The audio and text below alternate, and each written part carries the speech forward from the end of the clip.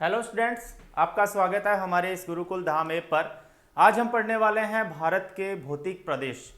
तो भारत के भौतिक प्रदेश में हम स्पेशली हिमालय पर्वतीय प्रदेश के बारे में है वो पढ़ने वाले हैं। तो सबसे पहले तो हम सामान्य जानकारी इसमें प्राप्त करते हैं कि वास्तव में भौतिक प्रदेश होते क्या हैं, कि भौतिक जो प्रदेश होते हैं वो किन्हें कहते हैं। तो एक ऐसा भूभाग जो किसी अन्य भूभाग से जलवायु, भौतिक एवं अन्य कारकों में क्या रखता हो, भिन्नता रखता हो, उसे हम क्या कहते हैं, भौतिक प्रदेश कहते हैं। जैसे मरुस्थल है, जैसे पर्वत है, जैसे पठार है, जैसे मैदान है, ये सारी चीजें हैं वो भौतिक प्रदेश के अंतर्गत आती है, जो किसी दूसरे भूभाग से अपना अलग स्वरूप है वो प्रदर्शित करती है। उसे हम क्या कहते हैं, एक भौतिक प्रदेश कहते हैं। बात करें यदि भारत के भौतिक प्रदेशों की, तो भारत के भौतिक प्रदेशों को जो है वो 4 भागों में विभाजित किया जाता है। जो मुख्य रूप से कई छोटी किताबों में है वो 6 भाग दिया हुआ है, लेकिन मुख्य एनसीईआरटी ने है वो इसे 4 भागों में विभाजित किया है। पहला जो भाग है वो है हिमालय पर्वतीय प्रदेश। पहला जो भाग है वो है हिमालय पर्वतीय प्रदेश। इसका दूसरा जो हिस्सा है उसे हम कहते हैं उत्तर का विशाल मैदान। उत्तर का विशाल मैदान भी है। तीसरा जो हिस्सा है वो है प्रायद्वीपीय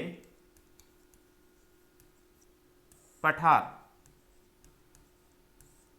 और चौथा जो हिस्सा है वो है तटीय मैदान एवं द्वीप। इन सभी को हम एक एक करके पढ़ेंगे।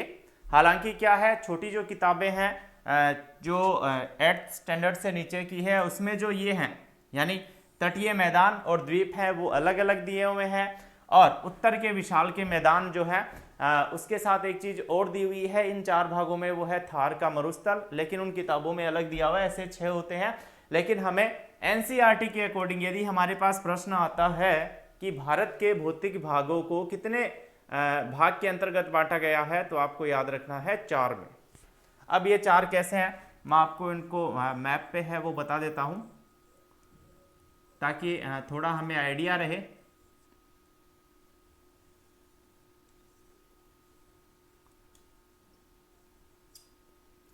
इसमें जो आसानी से आप समझ सकते हो कि 4 भौतिक विभाग है वो कौन से हैं, उसको हम एक एक करके हैं वो कर रहे हैं। सबसे पहला है हिमालय पर्वतीय प्रदेश, यानी ये जो हिस्सा है वो हिमालय पर्वतीय प्रदेश का आता है, तो इसे हम हिमालय पर्वतीय प्रदेश के अंतर्गत रखते हैं। हिमालय पर्वतीय प्रदेश है वो भारत की जो है वो नवीनतम पर्वत श्रृंखला है, जो विश्व में भी नवीन है। इधर है वो पूर्वोत्तर पहाड़ियां हैं, छोटी मोटी पहाड़ियां हैं।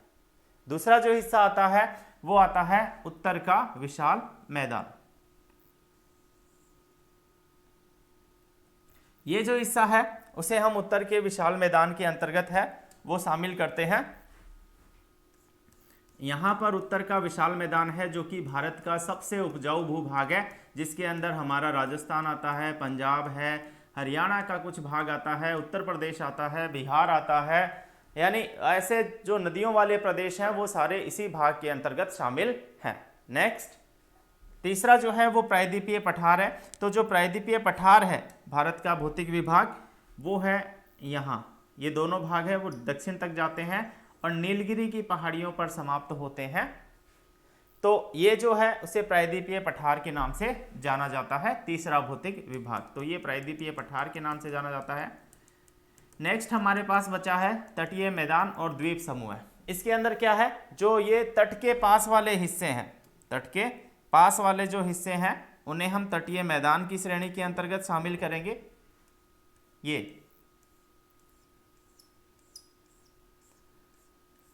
ये तटीय मैदान है, और इसके अलावा यहाँ पर कुछ हिस्से जैसे लक्षद्वीप है, अंडमान निकोबार है, इसे हम कहते हैं तटीय मैदान और द्वीप समूह। अब हम दोबारा एक बार इसको पढ़ते हैं। जैसे सबसे ऊपर है वो है हिमालय पर्वतीय प्रदेश, यानी 1 नंबर पे जो हमने इसका नाम दिया है वो है हिमालय पर्वतीय प्रदेश, ये वाला हिस्सा। 2 नंबर की बात करें तो ये है उत्तर का विशाल मैदान। 3 नंबर की बात करें तो प्रायद्वीपीय पठार आता है, और 4 नंबर में तटीय मैदान और द्वीप समूह है वो शामिल है। तो ये चीज़ें अपने को ध्यान में रखनी है कि ये भारत के भौतिक विभाग है। हालांकि हम इसे एक एक करके पढ़ेंगे विस्तार से, लेकिन सबसे पहले हमें मैप में इनकी एग्जैक्ट पोजीशन पता होना जरूरी है। तो इसके अकॉर्डिंग है वो हम पता कर पाएंगे कि भारत के भौतिक विभाग हैं वो कौन कौन से हैं और किस तरह से विभाजित हैं। चलिए नेक्स्ट चलते हैं। सबसे पहले हम पढ़ने वाले हैं हिमालय पर्वतीय प्रदेश।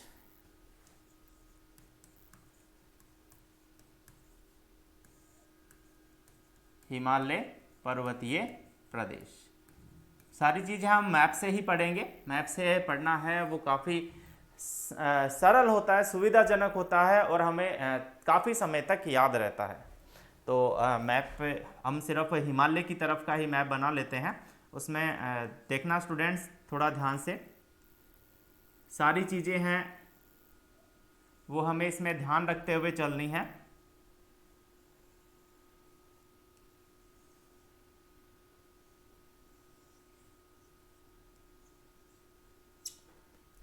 तो ये हमारा उत्तरी भारत है। उत्तरी भारत में जो हिमालय का भाग रहेगा वो ये रहेगा।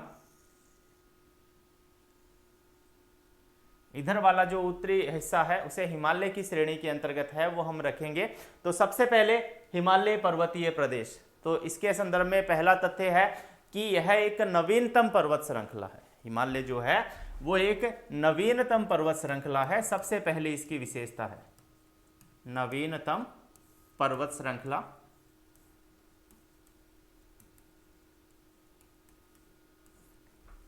इसका निर्माण है वो टेथिस सागर की भूसन्नति से हुआ है। टेथिस सागर के अंदर जो भूसन्नति है उस भूसन्नति का निर्माण है वो हुआ था नदियों द्वारा, जो ले जाकर जमाए गए तलछट है, उस तलछट से जैसे मलबा होता है, कचरा वगैरह जम जाता है गाद, वैसे ही भूसन्नति का निर्माण हुआ था। और उसी भूसन्नति से जो है वो हिमालय का निर्माण हुआ था। इसलिए एक नवीनतम पर्वत श्रृंखला है, ये चीज हमें सबसे पहले ध्यान में रखनी है। नेक्स्ट, ऐसा माना जाता है कि इसकी उत्पत्ति है वो टर्शियरी युग के अंदर हुई थी, इसलिए नवीन टर्शियरी युग। वैसे हमारे यहाँ पर प्राचीनतम कई पर्वत श्रृंखला है, जैसे कि अरावली है। अरावली का निर्माण है वो काफ़ी पहले हो चुका था, प्री कैम्ब्रियन युग से स्टार्ट हो चुका था। तो अरावली जो है वो प्राचीनतम पर्वत श्रेणी है, उसे वलित और अवशिष्ट कहते हैं, जबकि हिमालय है वो नवीनतम पर्वत श्रेणी है, ये अपने को ध्यान में रखनी है। नेक्स्ट, यह भारत के 5 लाख वर्ग किलोमीटर क्षेत्र पर फैला हुआ है, यानी ये प्रदेश जो है वो 5 लाख वर्ग किलोमीटर क्षेत्र पर फैला है।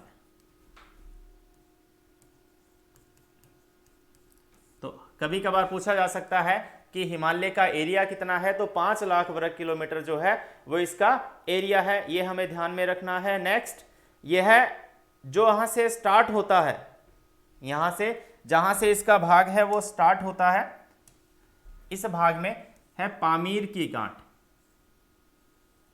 ये जो भाग है जहां से स्टार्ट होता है पामीर की गांठ, लास्ट में इसकी श्रृंखला है वो मुड़ते हुए यहां तक जाती है, इधर अरुणाचल प्रदेश तक आती है। ये दोनों ही चीजें अपने को ध्यान में रखनी है, इधर अरुणाचल प्रदेश और इधर मिजोरम। तो यहां पर जो भाग है उसका नाम है पामीर की गांठ।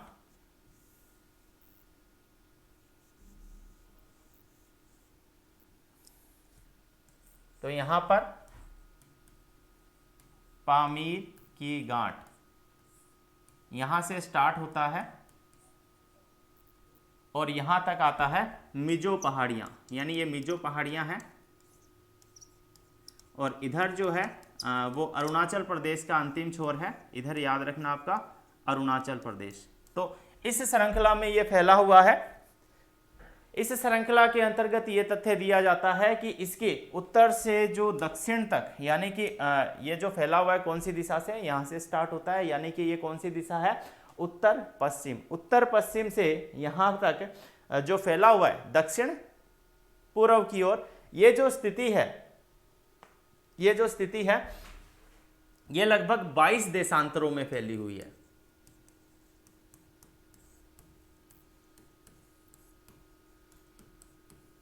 यानी हिमालय जो है वो टोटल जो है वो हमारे लिए 22 देशांतरों के अंतर्गत फैला हुआ है। ये चीज भी अपने को ध्यान में रखनी है। नेक्स्ट, इसका जो ढाल है, इसका जो ढाल है उसमें ध्यान में रखना है, यहां पर जो क्षेत्र है, ये जो क्षेत्र है वो तिब्बत है, ये जो क्षेत्र है वो तिब्बत है।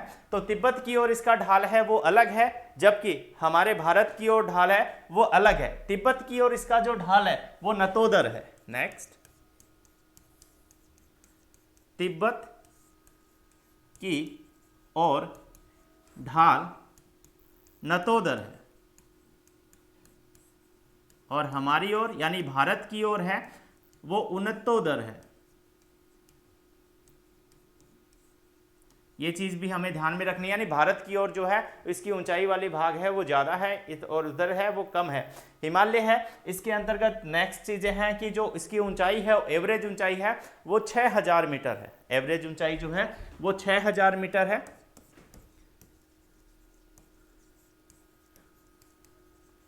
औसत ऊंचाई जो है भारत की वो 6000 मीटर, इसकी भारत के अंदर हिमालय की 6000 मीटर है, जिसमें सबसे ऊंचा भाग है, ये चीज एक और कॉमन है हमारे भारत से जो है अलग है, नेपाल में इसकी ऊंचाई है वो सर्वाधिक है। ये भी अपने को ध्यान में रखना है। सबसे ज्यादा ऊंचाई इसकी है वो नेपाल के अंदर है। नेक्स्ट, हिमालय जो है वो भारत के आर्थिक एवं राजनीतिक दोनों ही प्रकार की जो है लाभ प्रदान करता है। आर्थिक रूप से क्या करता है, भारत को मजबूत करता है, क्योंकि यहाँ पर अनेक प्रकार की जो है वनस्पतियाँ पाई जाती है, साथ ही अनेक प्रकार के जो हैं वो खनिज भी यहाँ पर उपलब्ध होते हैं। दूसरा, यह चीन से जो है आक्रमण से सुरक्षा करता है। इस प्रकार भारत को आर्थिक एवं राजनीतिक दोनों ही प्रकार की सुरक्षा एवं लाभ है वो प्रदान करता है। यह अपने उत्तर यहाँ से लेकर जम्मू कश्मीर से लेकर मिजो पहाड़ियाँ तक यदि इसको चलते हैं, यदि इसकी लंबाई है वो हम मापते हैं तो लगभग 2500 किलोमीटर है। 2500 किलोमीटर है वो इसकी कुल लंबाई है। कई जगह आपको 2400 किलोमीटर दिया हुआ मिलेगा, लेकिन इसकी एग्जैक्ट जो लंबाई है अकॉर्डिंग टू NCERT 2500 किलोमीटर है। अपने भारत के अंदर कौन से राज्यों में ये फैला हुआ है, तो अपने भारत के अंदर यहाँ पर है जो है हिमाचल प्रदेश, यहाँ पर है उत्तराखंड, ये श्रीनगर यहाँ पर है, जम्मू कश्मीर आपने जो है वो याद रखना है, जम्मू कश्मीर भी जो है वो इसके अंतर्गत शामिल है।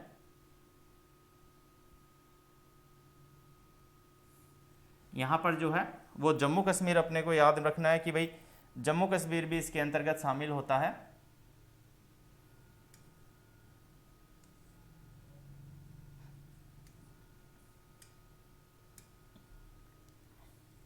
तो जम्मू कश्मीर भी इसका हिस्सा है, ये भी अपने को है वो इसके अंतर्गत ध्यान में रखना है। थोड़ा सा कई चीज़ें हैं जो आपको यहाँ पर काफ़ी जो है वो ध्यान में रखनी पड़ेगी, तभी हमें है वो सारी चीज़ें, मैप है वो सबसे ज़रूरी है। तो यहाँ पर जम्मू कश्मीर है, यहाँ पर लद्दाख है, ये दोनों ही केंद्र शासित प्रदेश है, जबकि हिमाचल प्रदेश, उत्तराखंड, यहाँ पर आते हैं इधर सिक्किम, यहाँ पर आते हैं अरुणाचल प्रदेश, थोड़ा सा इधर आते हैं असम, नागालैंड, नागालैंड से नीचे की तरफ आते हैं मणिपुर का अल्प हिस्सा, मिजोरम। इन सब में हिमालय की जो पहाड़ियां हैं वो विस्तृत है, लेकिन ज़्यादातर जो है वो अपने लद्दाख और जम्मू कश्मीर, हिमाचल प्रदेश, यूके, असम, सिक्किम, अरुणाचल प्रदेश, इस हिस्से में है वो इनका फैलाव जो है वो ज़्यादा है। तो ये हमें ध्यान में रखना है। नेक्स्ट 8 नंबर पर मैंने आपको बताया कि कौन कौन से राज्य या केंद्र शासित प्रदेश हैं जहाँ पर हिमालय है वो फैला हुआ है। राज्य या केंद्र शासित प्रदेश जहाँ पर हिमालय है वो फैला हुआ है। तो ये सारी चीज़ें हैं जो हमें है वो ध्यान में रखनी है हिमालय के बारे में। नेक्स्ट अब बात करते हैं इसके भागों की। तो भौतिक रूप से हिमालय के जो है वो 4 भाग हैं। एक भाग तो ऐसा है जो कि हिमालय के निर्माण से पहला है, जिसे हमें पढ़ना पड़ेगा, लेकिन इसे वर्तमान हिमालय जो नवीन हिमालय है उसके हिस्से में शामिल नहीं किया जाता। तो शेष कितने बचे? मुख्य भाग हैं वो 3 हैं। एक है महान हिमालय, दूसरा है लघु हिमालय और तीसरा है शिवालिक। यानी हिमालय को मुख्य रूप से कितने भागों में बांटा गया है? 3 भागों में बांटा गया है, लेकिन हमें 4 भागों का अध्ययन करना है। हिमालय के निर्माण से पहले वह भाग जो निर्मित हो चुका था उसे ट्रांस हिमालय के नाम से जानते हैं। तो इन चारों भागों का है वो हमें इसके अंदर क्या करना पड़ेगा? अध्ययन करना पड़ेगा। तो चलिए स्टार्ट करते हैं। आशा है इतना आप समझ गए होंगे। तो ऐसे ही जो वीडियो वगैरह है उसके लिए आप हमारे साथ जुड़े रहिए। हमारे ऐप जो है वो गुरुकुल धाम को डाउनलोड कीजिए। यदि आप यूट्यूब पर हैं और डाउनलोड कर रखा है तो आप ज़्यादा से ज़्यादा जो है वो है संख्या में जुड़कर हमारे लाइव क्लासें प्लस हमारे कोर्स के साथ जुड़िए। चलिए आगे बढ़ते हैं। अब पढ़ते हैं हिमालय के भाग।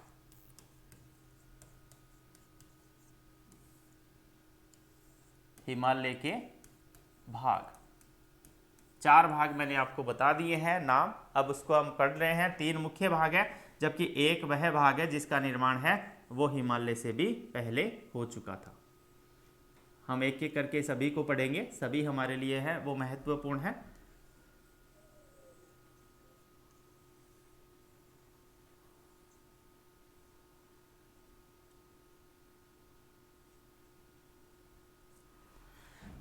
चलिए सबसे पहले हम बात करते हैं ट्रांस हिमालय की।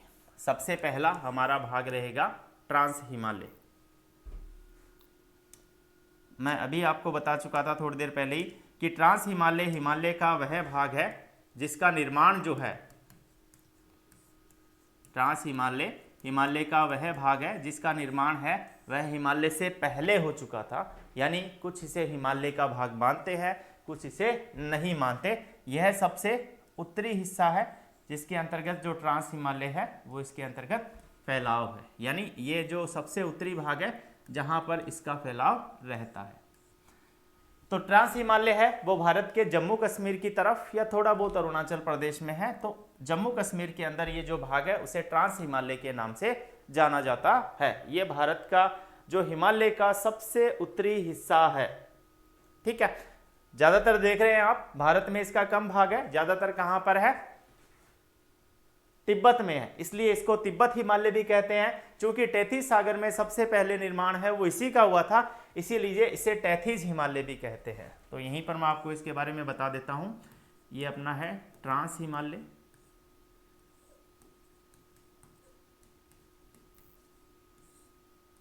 ट्रांस हिमालय की विशेषताएं जो है वो आपको बता रहा हूं। सबसे पहली विशेषता है इसे तिब्बत या टैथिस, इसे तिब्बत या टैथिस हिमालय भी कहा जाता है। सबसे पहली विशेषता। नेक्स्ट, यह हिमालय का वह भाग है जिसका निर्माण हिमालय से पहले हुआ था, इसलिए इसे हिमालय के मुख्य भागों में शामिल नहीं किया जाता। निर्माण हिमालय से पूर्व हो चुका था। नेक्स्ट, यह हिमालय का ऐसा, यानी कि यह हिमालय के उत्तर में स्थित एक ऐसा भाग है जहां पर वनस्पति नहीं पाई जाती। तो इस भाग के अंतर्गत वनस्पति का अभाव है। वनस्पति का अभाव है।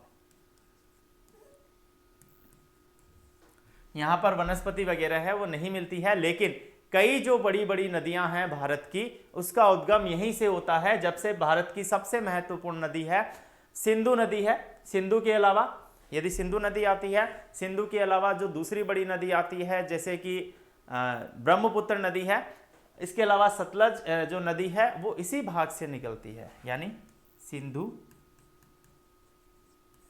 सतलज, ब्रह्मपुत्र आदि नदियों का उद्गम स्थान भी यही है। नेक्स्ट, यहीं पर स्थित है भारत की सबसे ऊंची चोटी। यहीं पर स्थित है भारत की सबसे ऊंची चोटी जिसका नाम है K2 गोडविन ऑस्टिन। ये जो हिस्सा है यहां पर है K2 Godwin Austen. K two Godwin Austen है, इसे केटू या गोडविन ऑस्टिन ये दोनों अलग अलग नाम है, इसके ही हैं। केटू गोडविन ऑस्टिन है वो भारत की सबसे ऊंची चोटी है जिसकी ऊंचाई है 8,611 मीटर। यह भारत की सबसे ऊंची चोटी है और इस चोटी है, इसका जो अधिकतम हिस्सा जो है वो वर्तमान उस क्षेत्र के अंदर है जिस पर पाकिस्तान ने अधिकार कर रखा है, जिसे हम किस नाम से जानते हैं, पीओके के नाम से जानते हैं। तो वो इसी भाग के अंतर्गत मौजूद है। नेक्स्ट, लद्दाख। लद्दाख की सबसे ऊंची चोटी जिसका नाम है राकापोसी,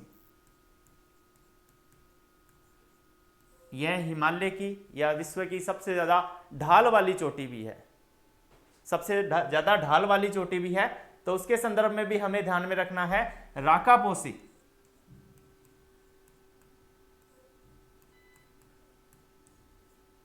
भी इसी भाग के अंतर्गत मौजूद है, जो कि इस जो हिमालय का ये जो भाग है इसके अंतर्गत आती है। नेक्स्ट, यहां पर कई ग्लेशियर स्थित है, कई ग्लेशियर स्थित है, ग्लेशियर, हिमनद। ग्लेशियर जो है यहां पर इस भाग में, उसके नाम यहां लिख रहा हूं मैं। जो ग्लेशियर है उसमें सियाचिन, जिसका नाम आपने काफी बार सुना होगा, सियाचिन के बाद बैफो, हिस्पर, ऐसे जो ग्लेशियर हैं वो इसी भाग के अंतर्गत आते हैं। तो ये हमें ध्यान में रखना है ट्रांस हिमालय के बारे में। अब जहां ट्रांस हिमालय खत्म होता है, जहां ट्रांस हिमालय खत्म होता है वहां पर जो है वो एक जो है विशेष लाइन है जिसको ट्रांस, जो महान हिमालय को किससे अलग करती है, ट्रांस हिमालय से अलग करती है। ऐसी लाइन को हम बोलते हैं हिंज लाइन। इस लाइन को हम बोलते हैं हिंज लाइन, नाम याद रखना है। इस लाइन को हम बोलते हैं हिंज लाइन। प्रश्न कई बार आता है, प्रश्न कई बार आता है कि भाई महान हिमालय को ट्रांस हिमालय से अलग करने वाला, महान हिमालय को ट्रांस हिमालय से अलग करने वाला जो भाग है उसे क्या बोलते हैं, उसे हिंज लाइन बोलते हैं। कई जगह जो है हिंज लाइन को सचर जोन भी कहा जाता है। तो दोनों ही नाम आपको याद रखने हैं। सचर जोन या हिंज लाइन वह हिस्सा है जो ट्रांस हिमालय को महान हिमालय से अलग करता है। नेक्स्ट, अपने दूसरा आता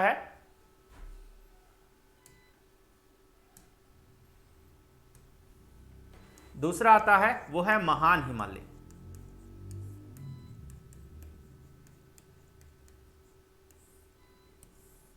दूसरा जो हिस्सा है उसे हम महान हिमालय के नाम से जानते हैं। इसे महान हिमालय क्यों कहते हैं, क्योंकि यह हिमालय का सबसे ज्यादा ऊंचाई वाला भूभाग है। तो ये जो हिस्सा है वो महान हिमालय का है।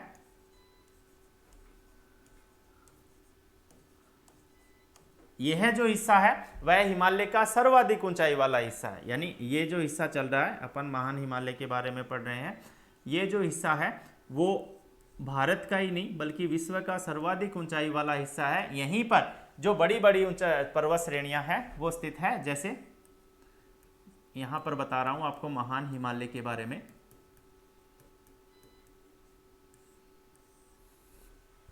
महान हिमालय जो है यह विश्व का एवं हिमालय का सबसे ऊंचा भाग है, सबसे ऊंचा भाग है। विश्व एवं हिमालय का सबसे ऊंचा भाग है।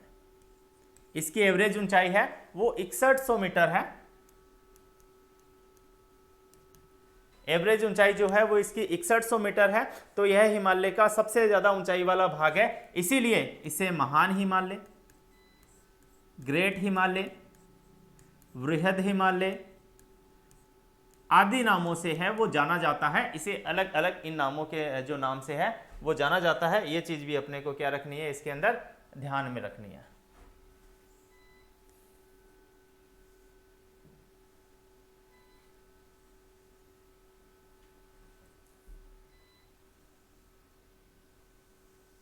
एक मिनट, थोड़ा एडजस्ट करने में टाइम लगेगा।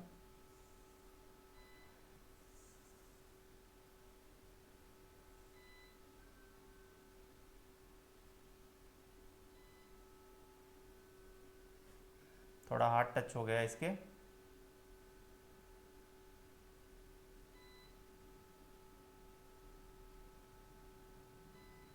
तो यहां पर ये ध्यान रखना है अपने को, ये विश्व का सबसे ऊंचा भाग है। इसे महान हिमालय, ग्रेट हिमालय या वृहत हिमालय के नाम से है वो भी जाना जाता है। हिमालय के जितने भी सर्वोच्च भाग है, हिमालय के जो जितने भी सर्वोच्च भाग है वो यहीं पर स्थित है। यानी हिमालय की ऊंची चोटियां, हिमालय की ऊंची चोटियां हैं वो इसी भाग में स्थित है। जैसे हिमालय का सबसे ऊंचा भाग Mount Everest 8,848 metre. Mount Everest ना केवल हिमालय का बल्कि विश्व का भी सबसे ऊंचा पर्वत है। ये जो मुख्य रूप से है वो कहाँ स्थित है? नेपाल में स्थित है। सबसे ज्यादा ऊंची चोटियां मैं आपको पहले ही बता चुका हूं, नेपाल में स्थित है। तो ये भी कहां पर है? नेपाल में स्थित है। इसे एक चीज और ध्यान में रखनी है, नेपाल में इसे सागर माथा कहा जाता है। इसका नाम जो है वो नेपाल के अंदर सागर माथा है। लेकिन बात करें तिब्बत की, तो तिब्बत में इसको बोलते हैं, हिमालय को तिब्बत में बोलते हैं चोमोलुग्मा। तिब्बत में इसे बोलते हैं चोमोलुग्मा। नेपाल के कुछ भागों में इसे गौरी शंकर पर्वत या शिव पार्वती पर्वत के नाम से भी जानते हैं। यह इस भाग के अंदर मौजूद है। यहाँ पर जो कि विश्व के ऊंचे पर्वतों में सबसे पहले नंबर पे आता है। विश्व के ऊंचे पर्वतों में सबसे पहले नंबर पे आता है। यहाँ से अनेक नदियों का उद्गम होता है। इसकी जो खोज है वो राधानाथ सिकंदर ने की थी। इस भाग का सबसे महत्वपूर्ण पर्वत है, ये चीज हमें ध्यान में रखनी है इसके बारे में। एडमंड हिलेरी, नेक्स्ट एक चीज और ध्यान में रखनी है, एडमंड हिलेरी हिमालय पर फतह करने वाले हैं। वो बहुत सारे लोग थे, लेकिन एडमंड हिलेरी है वो यहाँ पर पहुंचने वाला पहला व्यक्ति था जो 1953 में हिमालय के सर्वोच्च शिखर पर पहुंचा था, जिसका नाम है माउंट एवरेस्ट। इसके संदर्भ में कई चीजें हैं वो आती है। जुंको तोबोई जापान की एक ऐसी महिला थी जिसने सबसे पहले इसको फतह किया था। तो ये चीजें अपने को है वो इसके संदर्भ में ध्यान में रखनी है। इसके अलावा और भी कई पर्वत हैं वो इस भाग में, जिसके संदर्भ में हमें ध्यान में रखना है। दूसरा पर्वत इसके पास में स्थित आता है कंचनजुंगा। इसी भाग का कंचनजुंगा, उसके संदर्भ में मैं माउंट एवरेस्ट के संदर्भ में इधर लिख चुका हूं। कंचनजुंगा है वो हमारे भारत में स्थित महान हिमालय का सबसे ऊंचा पर्वत है, 8,598 मीटर। कई बार ऐसा प्रश्न आ जाता है महान हिमालय में स्थित भारत का सबसे ऊंचा पर्वत कौन सा है? तो अपने को एक चीज ध्यान में रखनी है, तब हमें क्या नहीं करना है, तब हमें गोडविन आस्टीन नहीं करके हमें करना है कंचनजुंगा। तो कंचनजुंगा है वो इस भाग में स्थित मुख्य पर्वत है। आपको मैं लास्ट में जो 5 मुख्य पर्वत है ऊंचाई वाले वो भी बताऊंगा, लेकिन अभी जो हम भारत में पढ़ रहे हैं तो भारत के संदर्भ में ही आपको बता रहा हूं। तो कंचनजुंगा यहां पर स्थित है वो मुख्य पर्वत है। इसके अलावा एक आता है नंगा पर्वत। नंगा पर्वत जो है वो यहीं पर स्थित है केटू गोडविन आस्टीन के पास। इसकी ऊंचाई है वो 8,126 मीटर है, 8,126 मीटर। इस पर्वत का नाम नंगा पर्वत है। इससे हम दुनिया का कातिल पहाड़ भी कहते हैं। लद्दाख के वाले हिस्से में स्थित है, ये भी अपने को ध्यान में रखना है, पीओके के अंदर ही आता है। इसे क्या कहते हैं? दुनिया का कातिल पहाड़ कहते हैं। क्यों? क्योंकि इसके ऊपर इसकी ढाल है वो इतनी ज्यादा है कि ऊपर जो भी चढ़ता है उसमें अधिकतर लोगों की क्या हुई है? मृत्यु हुई है। और मृत्यु होने की वजह से नंगा पर्वत को कहा जाता है दुनिया का कातिल पहाड़। यह भी अपने को इस तथ्य के संदर्भ में है वो ध्यान में रखना है। एक पर्वत और आता है हमारा जिसका नाम है नंदा देवी।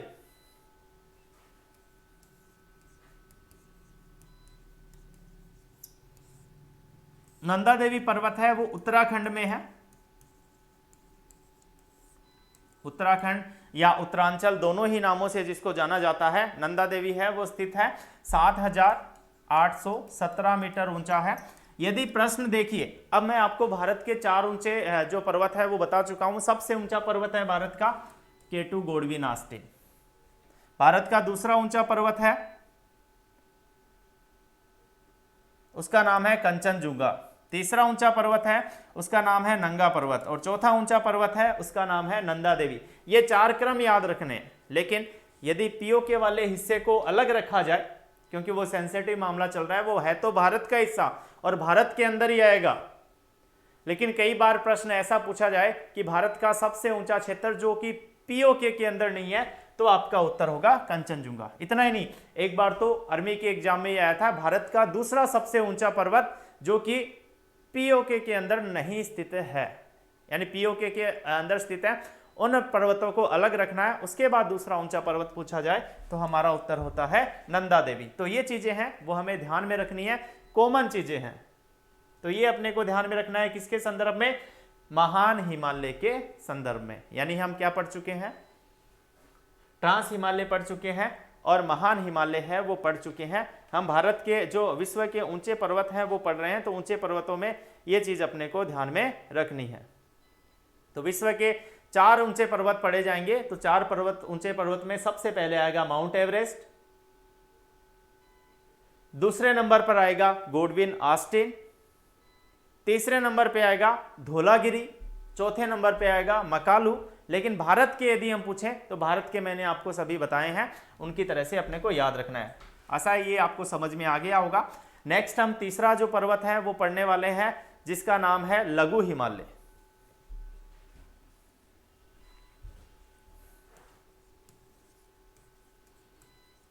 लघु हिमालय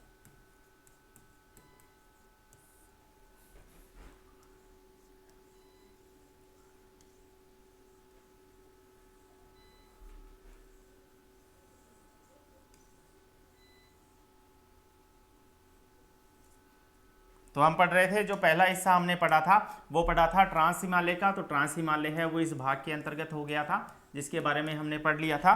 दूसरा हिस्सा है वो हमने पढ़ा था महान हिमालय का। तो ये हिस्सा है वो महान हिमालय का हो गया था।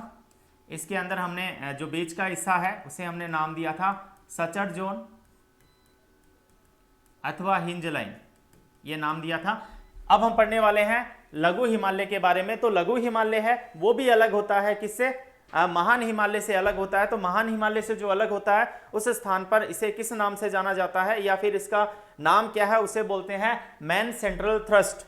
क्या बोलते हैं इसे? Man central thrust. Man central thrust के बाद, मैन सेंट्रल थ्रस्ट के बाद जो है वो हमारे नई पर्वत श्रृंखला है वो शुरू होती है, जिसे बोलते हैं लघु हिमालय। कौन से हिस्से के बाद? Man central thrust. यह इससे किससे अलग होता है? इससे अलग होता है ये महान हिमालय से। देखो, लघु हिमालय है, इसकी एवरेज ऊंचाई है वो कम है, इसीलिए इसे लघु हिमालय की श्रेणी के अंतर्गत रखा जाता है। 1800 से लेकर 3000 मीटर तक इसकी जो है वो एवरेज ऊंचाई है। हालांकि यहाँ पर 4500 मीटर ऊंची पर्वत चोटियां भी मिल जाती है, लेकिन इसकी औसत ऊंचाई ये है। नेक्स्ट, इसकी सबसे महत्वपूर्ण विशेषता याद रखना है, सबसे महत्वपूर्ण विशेषता यह है कि यहां पर जैसे ही गर्मी आती है बर्फ पिघल जाती है। बर्फ पिघली, वातावरण शुद्ध हुआ, सुंदर सुंदर घास उगाती है। यानी विश्व के जो बड़े पर्यटन क्षेत्र हैं, विश्व के जो बड़े और महत्वपूर्ण पर्यटन क्षेत्र हैं जो कि भारत के अंदर है, वो इसी भाग के अंतर्गत मौजूद है। जैसे उत्तराखंड के अंदर आते हैं, हिमाचल प्रदेश के अंदर आते हैं, जैसे हम आते हैं यदि पश्चिमी बंगाल में आते हैं तो यहाँ पर जितने भी अच्छे पर्यटन, बड़े पर्यटन स्थल है वो इसी के अंदर आते हैं। जैसे कि हिमाचल प्रदेश में धर्मशाला, कुल्लू, मनाली, उत्तराखंड में नैनीताल, चक्रोता, पश्चिम बंगाल में दार्जिलिंग। ये ऐसे महत्वपूर्ण स्थान हैं, ऐसे महत्वपूर्ण स्थान है। डलहौजी नगर है, ऐसे बहुत सारे जो पर्यटन स्थल है वो इसी का एक हिस्सा है। किसका? लघु हिमालय का। तो लघु हिमालय है, वहां पर बर्फ है वो पिघल जाती है, जिसकी वजह से जो है मौसम सुहावना हो जाता है और सुंदर मैदानों का निर्माण होता है, जो इसके अंतर्गत शामिल है। इसके अलावा घास के मैदान भी बनते हैं, घास के मैदान भी बनते हैं इस भाग में, जहां पर जो काफी ज्यादा संख्या में लोग हैं वो यहां पर देखने के लिए आते हैं। इतने सुंदर घास के मैदान बनते हैं। तो जो घास के मैदान, इधर ही बता देता हूं मैं आपको, उधर जो घास के मैदान बनते हैं लघु हिमालय के अंदर, उन घास के मैदानों को जम्मू कश्मीर के अंदर, उन घास के मैदानों को जम्मू कश्मीर के अंदर मर्ग कहते हैं। जैसे गुलमर्ग, सोनमर्ग, टनमर्ग, और इन्हीं घास के मैदानों को जैसे ही उत्तराखंड और हिमाचल प्रदेश के अंतर्गत आते हैं, उत्तराखंड में विशेष रूप से ये जो मैदान है वो पाए जाते हैं। उत्तराखंड में इसे बोलते हैं बुग्याल या पयार। उत्तराखंड में इन्हीं घास के मैदानों को बोलते हैं बुग्याल या पयार, इन नामों से है वो इसको जाना जाता है। तो यहां पर ये घास के मैदान है वो भी अपने को ध्यान में रखने हैं। Main boundary fault, main boundary fault है, उसके द्वारा ये जो भाग है वो शिवालिक से अलग होता है। तो हमारा जो चौथा भाग है वो है शिवालिक, जो सबसे दक्षिणतम हिस्सा है। तो शिवालिक के बारे में अपने को कुछ चीजें ध्यान में रखनी है भाई। सबसे पहली चीज है, शिवालिक का जो निर्माण है, शिवालिक का जो निर्माण है वो उत्थान से नहीं हुआ, उसका निर्माण हुआ है वो हुआ है कंकड़ पत्थर के जमाव से, कंकड़ पत्थर के जमाव से। यानी हिमालय से आने वाली नदियों ने जो तलछट जमाए, उन तलछटों के जमाने से ही है वो इसका निर्माण हुआ, जिसे हम बोलते हैं शिवालिक। दूसरा, यह हिमालय का सबसे दक्षिणतम भाग है, जो सबसे नीचा है, सबसे दक्षिणतम भाग है। इस भाग के अंतर्गत कई घाटियां पाई जाती हैं, इस भाग के अंतर्गत कई घाटियां पाई जाती है। इन घाटियों को दून और द्वार कहा जाता है। यह चीज अपने को ध्यान में रखनी है। अभी आरपीएससी के फर्स्ट ग्रेड के एग्जाम के अंदर ये जो चीज है वो पूछी गई है कि दून और द्वार। तो दून जो भाग है वो पश्चिम में है, यानी पश्चिम में जो है वो है दून, पश्चिमी जो भाग है उसे हम दून कहते हैं। तो दून है वो पश्चिम के अंदर स्थित है।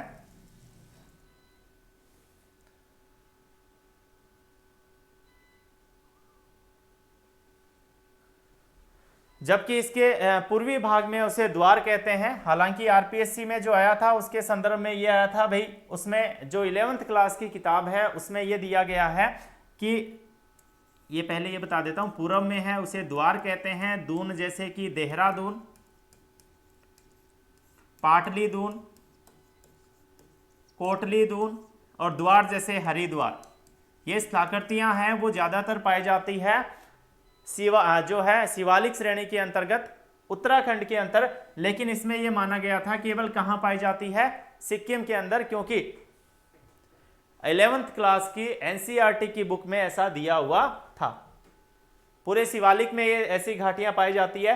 तो दोनों ऑप्शन थे। तो अब देखो संशोधित की में क्या आता है, शायद दोनों ही सही माने जाएंगे। लेकिन कई बार क्या होता है, एक चीज हमें ध्यान में रखनी है, कई बार ये होता है कि भाई जो हाई कोर्ट में भी यदि मामला जाता है तो कोर्ट भी ये कह देता है कि भाई बच्चों को यही पढ़ाया गया है तो इसे ही सही माना जाए। तो ऐसी स्थिति है वो आती है। तो ये चीजें हमें शिवालिक के संदर्भ में है वो ध्यान में रखनी है। यानी शिवालिक जो श्रेणी है वो यहां पर आता है, नदियों से बना हुआ भूभाग है, इसलिए कृषि की दृष्टि से यह सबसे उपजाऊ भूभाग भी है। यदि हम कृषि की दृष्टि से देखें तो यह सबसे उपजाऊ भूभाग भी है, जिसे हम किस नाम से जानते हैं, शिवालिक के नाम से जानते हैं। तो ये 4 भाग हैं। इन चारों भागों के बारे में हमने अभी पढ़ा है। नेक्स्ट जो हमारा रहेगा, इसके अंतर्गत इसके अंदर दर्रे हैं, वो दर्रे हमें पढ़ने हैं, प्लस इसका प्रादेशिक विभाजन, इसका प्रादेशिक विभाजन भी हम पढ़ेंगे। तो इसे हम कई पार्ट में है जो पढ़ेंगे। तो इसके संदर्भ में है वो ये चीजें हमें ध्यान में रखनी है, जो कि काफी महत्वपूर्ण है। ये जो यहाँ पर जो हमने पढ़ी है, ये चीज़ें पढ़ी है, इसके संदर्भ में जो भी तथ्य हमने पढ़े हैं वो तथ्य हमें है वो ध्यान में रखने हैं। ठीक है, आज के लिए स्टूडेंट इतना ही। कल फिर हम आपके सामने हाजिर होंगे एक नई क्लास के साथ। तो आप हमारे अगले वीडियो में है वो इसका प्रादेशिक विभाजन पढ़ेंगे प्लस इसके दर्रे पढ़ेंगे। तो ये जो है इसके संदर्भ में यदि कोई डाउट हो तो आप उसका प्रश्न है वो हमें पूछ सकते हैं। तो इसके लिए आपको ये ध्यान में रखना है। धन्यवाद।